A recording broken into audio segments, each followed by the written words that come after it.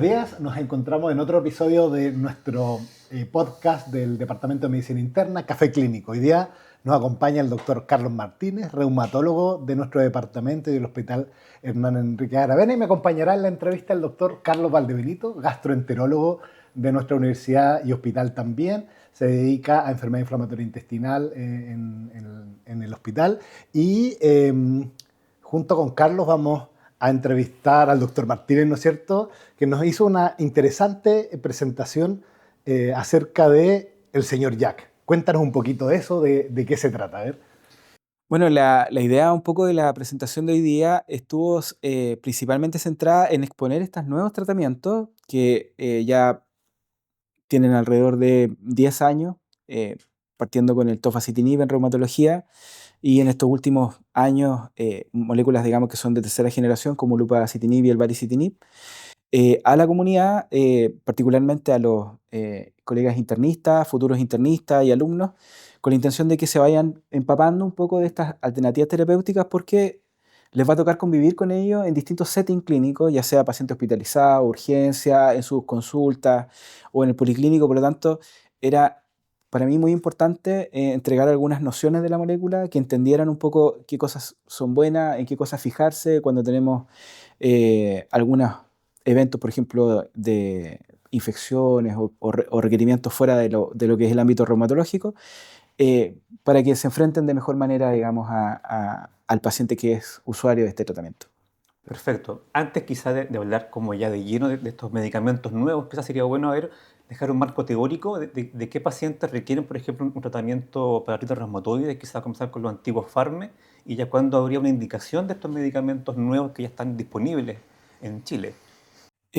Bueno, la verdad es que desde el punto de vista de la artritis reumatoide propiamente tal, hay una parte del tratamiento no farmacológico que a mí me gusta mucho destacar, que tiene que ver con la importancia del diagnóstico precoz y con el inicio del tratamiento precoz. Porque esa intervención por lejos es la que tiene un impacto más significativo en lo que significa la enfermedad para ese paciente y para el futuro, digamos, en tanto punto de vista de la secuela o, por ejemplo, de las manifestaciones extraarticulares. Por lo tanto, hoy día nuestro fin, si tuviéramos que poner nuestro acento, quizá ese sería el hito más importante. Por eso que es importante también para nosotros empoderar a nuestros pacientes, porque ellos son los principales, digamos, exponentes que pueden transmitir a la comunidad, digamos, lo que significa, por ejemplo, la artritis reumatoide, y por lo tanto que los pacientes tengan una noción de cuándo es necesario consultar precozmente. Eso es una parte. Y del punto de vista de la parte farmacológica, hoy día parte de esto también está con un tratamiento lo más precoz y nosotros llamamos hoy día agresivo. Y hoy día, digamos, sigue manteniendo, digamos, se mantiene incólume en primera línea el metotrexato, salvo que hay alguna razón para no uso, en dosis que partan, digamos, con una dosis intermedia a alta, no en dosis baja. O sea, cada vez que enfrentamos queremos hacerlo de forma, ojalá, el menor tiempo posible de evolución de la enfermedad, y partimos con metotrexato. ¿Por cuánto tiempo? Dependiendo de las guías, esto puede ir, digamos, entre 3 y 6 meses para ir evaluando si hubo o no hubo respuesta, porque queremos que esto se resuelva lo antes posible. ¿Y qué rol tiene aquí los objetivos de tratamiento? O sea, claramente tenemos que diagnosticar precozmente la artritis reumatoidea. ¿Cuál es el objetivo de tratamiento? ¿Y en qué no me puedo equivocar? ¿Corticoides cuánto tiempo? ¿Cómo voy eligiendo el fármaco adecuado? Bueno, parte del concepto, digamos, del tratamiento agresivo es que nosotros necesitamos herramientas para medir tal cual tu pregunta, y para eso nosotros usamos scores clínicos que involucran aspectos de la enfermedad, tanto desde el punto de vista del dolor, o sea, el paciente cómo lo refiere, por una parte; por otro lado, cuántas articulaciones tiene inflamadas y dolorosas; y por último, marcadores que son, por ejemplo, la PCR-VHS, que son los exámenes de sangre. Pero incluso en un setting clínico, sin contar con exámenes, hay scores como el CDAI, por ejemplo, que usamos, que es solamente clínico, que es solamente conteo articular y lo que nos relata el paciente en cuanto al dolor. Por lo tanto, siempre se puede hacer una valoración clínica del estado del paciente. ¿Cómo lo percibe el paciente? Creo que las preguntas más simples son que la artritis lo que produce es inflamación, y esa inflamación se traduce en rigidez, preferentemente en la mañana, por más de 30 minutos. Ese hito es el más relevante. Hay que tenerlo claro cuando uno quiere derivar al paciente. Entonces, o cambiar de terapia, ¿no? Correcto. Y cuando nosotros, o sea, una forma de qué es lo que percibe el paciente cuando las cosas andan bien, es que se despierta en la mañana y ya tiene rigidez, o tiene menos rigidez, o esa rigidez dura menos. Entonces ya ahí empieza a hacerse una idea de que esto está trabajando. Los corticoides, sí. Hoy día, junto con el metotrexato, que es el tratamiento ancla del inicio, digamos, los corticoides se ha visto que tienen beneficio, ¿por cuánto tiempo? 6 meses. ¿En qué dosis? Afortunadamente en dosis no tan altas, en dosis pequeñas, que nos exponen a un riesgo mayor de diabetes, osteoporosis, etc. Hay que usarlos con las precauciones del caso, pero hasta 6 meses, digamos, son muy beneficiosos porque disminuye la progresión radiográfica, el dolor, mejora en calidad de vida, etc. Entonces, usarlo en concomitancia es una buena opción al inicio. ¿Y estos fármacos están disponibles en el GES? ¿Se incorporaron en el último tiempo a la canasta? ¿Qué novedades hay en relación a ese tema? Bueno, hoy día la artritis reumatoide tiene varias garantías. Una garantía de esas, como mencionaste tú, el GES parte del año 2007, y se incorporan a esta canasta medicamentos que son para la artritis, y dentro de eso ya les mencioné el metotrexato, pero también existen alternativas. ¿Cuáles son? La leflunomía, la sulfasalacina y la hidroxicloroquina. También la prednisona, que es el corticoide, un protector gástrico como el omeprazol y algunos antiinflamatorios tópicos y orales. Por lo tanto, eso es lo que garantiza hoy día la garantía explícita en salud, independiente, digamos, de la prohibición que se tenga, ya sea ISAPRE o FONASA. Y también hay otra parte que desde el año 2016 son los tratamientos biológicos a través de una ley que se llama Ley Ricarte-Soto. Complementa al GES, ¿no? Correcto, son cosas complementarias. Y estos tratamientos biológicos que fueron al principio, hoy día se agregan tratamientos como los inhibidores JAK, que fue la charla de hoy día, que a diferencia de los biológicos son pequeñas moléculas. Y al ser pequeñas moléculas tiene la virtud de que no necesitan inyectarse porque ya no son estas proteínas que eran los anticuerpos o los biológicos, sino que volvemos, digamos, de alguna forma a las pastillas, que era lo que usábamos antes. Pero hay diferencias que son muy importantes porque a pesar de que son tratamientos, ambos dos en pastillas, digamos, actúan en cosas muy distintas. Para hacerlo, digamos, hacerlo en simple, el metotrexato ataca la célula en realidad y la replicación de esta. En cambio, estas nuevas moléculas lo que hacen es que esta célula no produzca sustancia. Entonces, boicotea la producción de algunas sustancias que son dañinas desde el punto de vista, por ejemplo, de la artritis, pero no solo esa, sino que además en otras enfermedades como, por ejemplo, la artritis psoriática, la enfermedad inflamatoria intestinal. Entonces, tiene un espectro mucho más amplio O sea, de que tratamiento. estamos llegando ya a un tratamiento quizá un poco más específico en la cascada inflamatoria, con estas moléculas nuevas y también con otras moléculas como anti-TNF, por ejemplo. Claro, o sea, hoy día en el contexto global, como lo expliqué, es eso, pero lo que nosotros hoy día estamos haciendo es boicotear la producción de interleuquinas, ¿cierto? Que son las que van perpetuando la inflamación. O sea, ahora ya tenemos 3 formas de abordarla, si es que uno lo quiere ver en el global. Una, que es, digamos, de alguna forma boicotear la célula, que es lo que hacemos con el metotrexato. La otra es boicotear lo que produce la célula, que es lo que hacíamos con los biológicos, ¿cierto? Estas leuquinas que están circulando en la sangre.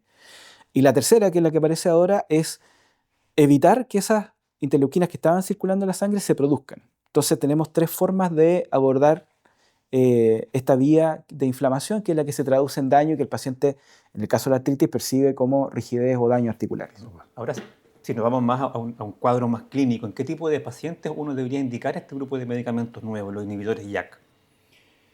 Hoy día, la indicación de terapias de excepción después del metotrexato, la verdad, como les enuncié en un principio, nosotros queremos apagar esto lo antes posible. Queremos llevarlo a un concepto que se llama remisión y para eso usamos esta escala y usamos un concepto que se llama tratar con objetivo o treat to target en inglés.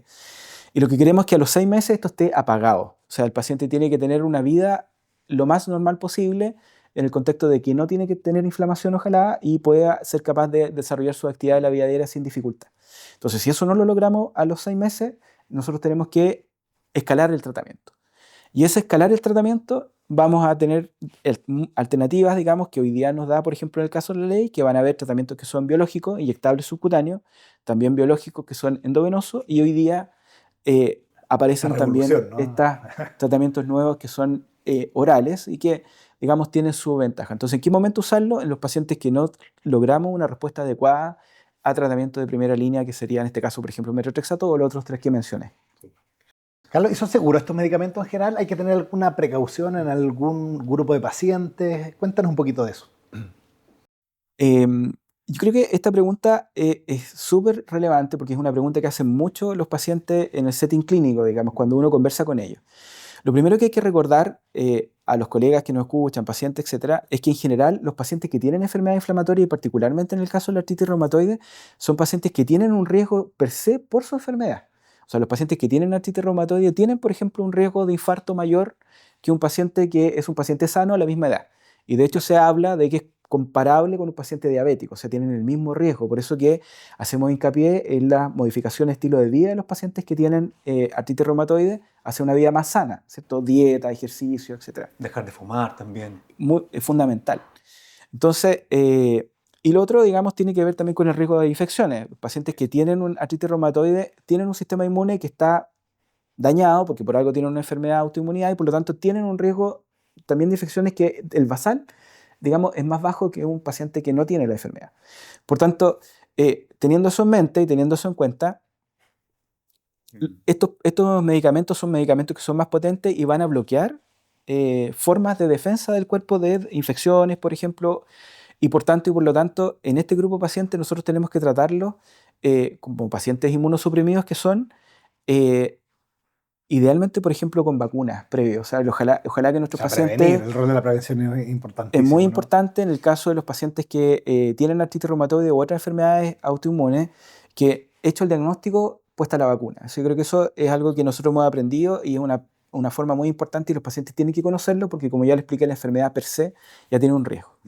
Ahora, del otro riesgo, como mencioné también el riesgo cardiovascular, ahí, digamos, hay una parte hoy día que está en discusión del punto de vista de la ciencia, porque hay estudios que muestran que no protege tanto como otros tratamientos, como los biológicos, por ejemplo, desde el punto de vista del riesgo cardiovascular, y por lo tanto, digamos, queda un gap.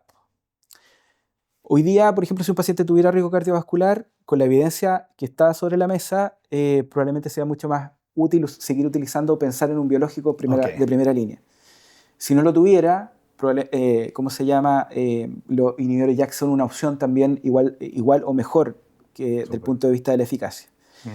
Y el punto de corte hoy día que establecen tanto ambas agrupaciones importantes como es la FDA y la EMA es el corte más o menos de los 63 años. ¿Ah? Entonces, el setting de pacientes sería, o que estos medicamentos tendrían un uso más seguro, serían pacientes que tengan menos riesgo cardiovascular. Ojalá pacientes que también, si es que lo tuvieran dispuestos a modificarlo, dejar de fumar, como se mencionó, vida sana, y ¿cómo se llama? Que tuvieran este grupo etario menor, porque se asume que también con los años uno aumenta el riesgo. ¿Y qué pasa con las pacientes jóvenes que están con deseos de embarazo? Claro, bueno, nuestros pacientes habitualmente están a veces en una edad que efectivamente están con la intención de embarazo. En general, los tratamientos que usamos en reumatología tienen ciertas restricciones, partiendo del metotrexato, por ejemplo, la leflunomida, que son medicamentos que cuando hay deseo de embarazo los evitamos porque tienen riesgo o potencial riesgo de malformaciones. Y hay otros que, ¿cómo se llama? Que son los que tenemos hoy día disponibles, por ejemplo, a través de la ley, que no han demostrado que produzcan malformaciones, pero tampoco han demostrado seguridad, por lo tanto hay un área gris ahí. En el caso de los inhibidores JAK, esto, ¿cómo se llama? También tiene algo de gris, porque la verdad es que nadie va a hacer un estudio clínico con estos tratamientos para ver si es que produce o no produce el problema, pero, digamos, probablemente la evidencia a través de los años de uso y la experiencia, digamos, va a ir destapando eso. Pero hoy día, obviamente, lo que se nos vendría o se me vendría primero a la mente es utilizar, o si tuviera que utilizar alguno, moléculas que yo conozco desde mucho más tiempo y donde tengo mucho más certeza de qué esperar. Yo creo que esto, y particularmente los inhibidores JAK, la recomendación que se da es no usarlo como parte del folleto, por decirlo así, o del instructivo del medicamento, pero creo que es un área gris, ¿no? habrá que verlo, pero habiendo otras opciones, quizás habría que inclinarse por opciones que fueran más seguras en el caso del embarazo. Gracias. Por la reunión del día de hoy. Un aplauso. Gracias.